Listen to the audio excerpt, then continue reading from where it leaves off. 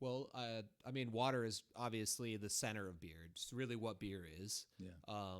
And really the styles of beer that were traditionally made around, especially continental Europe, that's pretty much the main scope of what we look at for traditional beer, of what is considered traditional beer. Continental Europe, the UK.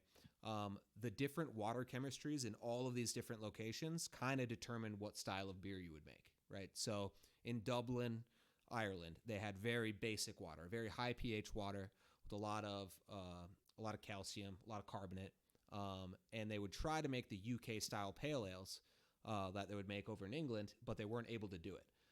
It just didn't taste right because of the pH of their water was so high. So they found that making Guinness, which is a dark roasty stout, Yeah. the roasted malt would lower the pH down enough to be able to make that taste good. In the UK on the River Thames, where they make, where IPA came from, pale ale came from, bitter, all of that kind of thing.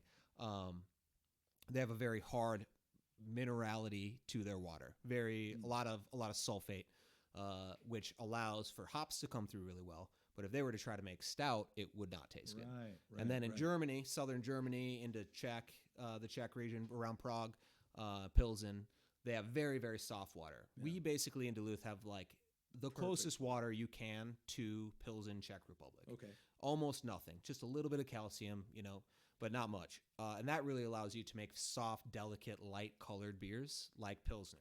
So that's why we really make a Pilsner at the brewery that we work at. Can you alter the water here? Yeah.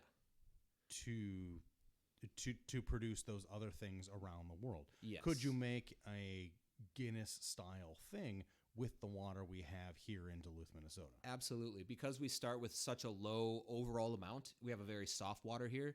You can build back up materials or minerals into your water. But it's harder to take away. Yes. Yeah, you would need a lot of people like I'm from treatment. southern Minnesota. I'm from the middle of cornfield, Minnesota.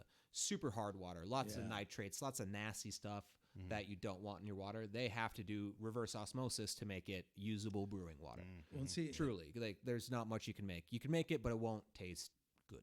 Well, and that brings up that leads to why the title "old water" or some of the water is so apt, because it's like the water in your community shapes everything in your community, even the style of beer, the crops you can grow, like the bread that you make, everything, dude. Yes, it's unbelievable. And and that's another thing where I think it's really interesting to approach this from where we are, being in Duluth. I mean, Lake Superior is 10% of the fresh water in the world.